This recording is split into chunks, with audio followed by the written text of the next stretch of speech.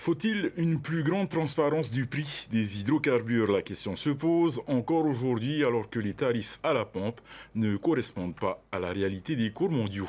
Le résultat d'un choix politique puisque le pays maintient les prix grâce au FRPH. Athéna Milcam, Esther Cugno. C'est une particularité de notre territoire isolé sur le planisphère, des prix à la pompe inférieurs à ceux pratiqués dans l'Hexagone. Pour éviter la répercussion de la flambée des cours mondiaux du pétrole sur les prix appliqués localement, le pays s'appuie sur le Fonds de régulation des prix des hydrocarbures, le FRPH, un compte spécial créé par une délibération de 1997. Le principe de fixation des tarifs à la pompe est basé sur un prix CAF à l'importation auquel se rajoutent des taxes, un montant de compensation FRPH et la marge des grossistes et des détaillants. Prenons l'exemple d'un prix CAF à 100 francs, plus les taxes, plus la marge. Le résultat obtenu est de 192 francs par litre. Si le prix à la pompe est de 182 francs, la différence de 10 francs peut être soit compensée par le FRPH, soit supportée par le consommateur.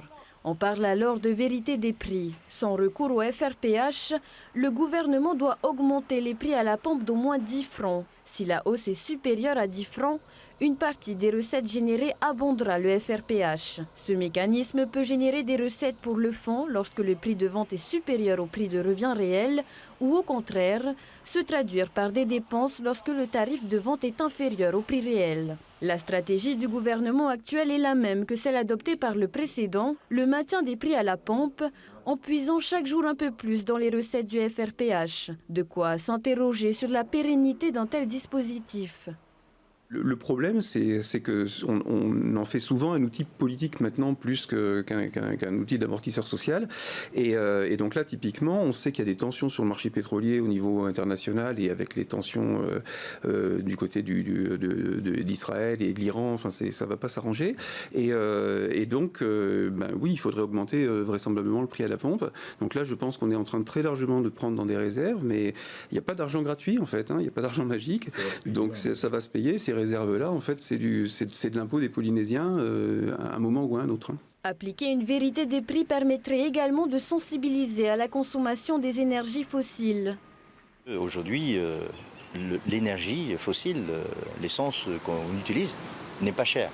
Certes, ça touche effectivement les petits ménages, mais aujourd'hui, il faut savoir que quand même, le carburant, il est subventionné en partie. Et il ne reflète pas la réalité du prix. Donc, est-ce que c'est une solution durable? Je ne pense pas. Pour 2024, 1,4 milliard ont été inscrits pour le FRPH dans le budget primitif. Et malgré des tendances persistantes à la hausse à l'international, les prix de l'essence en Polynésie sont maintenus à 155 francs le litre au mois de mai, contre 172 francs en Nouvelle-Calédonie et 230 francs en moyenne dans l'Hexagone.